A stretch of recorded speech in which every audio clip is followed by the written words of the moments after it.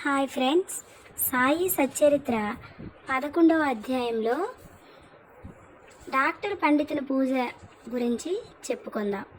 Tatya Saheb Nulkar మిత్రుడైన doctor Pandit ఒకసారి బాబా దర్శనానికి షిరిడీ వచ్చారు. బాబాకు నమస్కరించిన తర్వాత మసీదులో కూర్చున్నారు. అతన్ని దాదాభట్ కేల్కర్ వద్దకు పొమ్మని బాబా చెప్పారు. డాక్టర్ పండిత్ అలాగే దాదాభట్ వద్దకు వెళ్ళారు. దాదాభట్ అతన్ని గౌరవంగా ఆహ్వానించారు. బాబాను పూజించడానికై పూజా సామాగ్రి పళ్ళెంతో దాదాభట్ మసీదుకు వచ్చారు. డాక్టర్ పండిత్ కూడా అతన్ని అనుసరించారు. దాదాభట్ బాబాను పూజించారు. అంతకు ముందు ఎవ్వరూ కూడా బాబా నుదుటిపై చందనం పూయడానికి సాహసించలేదు. ఒక్క మహల్సాపతి మాత్రమే బాబా కంఠానికి చందనం పూసేవారు. కానీ ఈ అమాయక భక్తుడు డాక్టర్ పండిత్ దాదాభట్ యొక్క పూజా పళ్ళెం నుండి చందనం తీసుకొని బాబా నుదుటిపై త్రిపుండ్రాకారముగా వ్రాశారు. అందరికీ ఆశ్చర్యం కలిగినట్లు బాబా ఒక్క మాట అయినా అనకుండా ఊరుకున్నారు. ఆనాడు సాయంత్రం దాదాభట్ బాబాని అడిగారు, మేమెవరమైనా నుదుటిపై చందనం పూస్తే నిరాకరిస్తారు కదా, మరి డాక్టర్ పండితునికి ఎందుకు ఏమీ అనలేదు అని అడిగారు.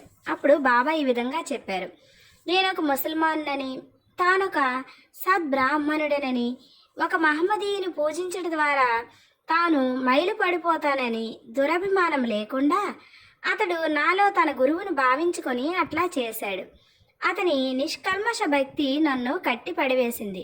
అందుకే నేను అట్లా అడ్డు చెప్పలేదు అని బాబా అన్నారు.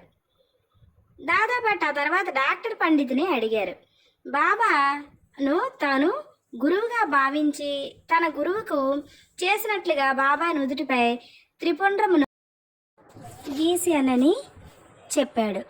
భక్తులు వారి వారి భావానుసారం తమను తాము ఆరాధించుటకు బాబా సమ్మతించినను ఒక్కోసారి వారు మిక్కిలి వింతగా ప్రవర్తించేవారు. ఒక్కొక్కప్పుడు పూజా ద్రవ్యముల పళ్ళెను విసిరివేసేవారు. అట్టి సమయములలో బాబాను సమీపించడం కూడా ఎవ్వరికీ ధైర్యం చాలేదు కాదు. ఒక్కొక్కప్పుడు భక్తులను తిట్టుచుండేవారు. ఒక్కొక్కప్పుడు మైనము కంటే మెత్తగా కనిపించేవారు. అప్పుడు వారు శాంతి క్షమలకు ప్రతిరూపం వలె కనిపించేవారు. బయటి కోపంతో ఊగిపోవచ్చు కల్లెర్ర చేసినప్పటికీ వారి హృదయం మాత్రం మాతృ హృదయం వలె అనురాగమయము.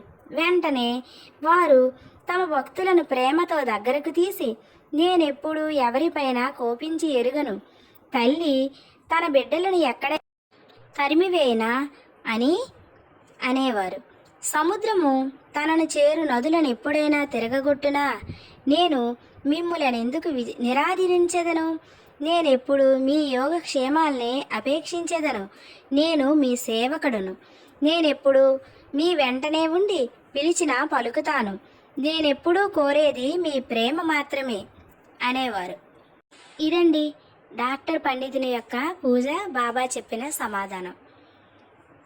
ఫ్రెండ్స్, నా ఛానల్ని కనుక మీకు ఇందులో విషయాలు నచ్చినట్లయితే సబ్స్క్రైబ్ చేసుకోండి. వీడియోస్ చూడండి నోటిఫికేషన్ వచ్చిన వెంటనే. దేవుడి గురించి, సాయి గురించి ఎన్నో లీలలను, నా నిజ జీవితంలో జరిగిన లీలను కూడా మీకు పోస్ట్ చేస్తాను. Thank you friends, keep watching.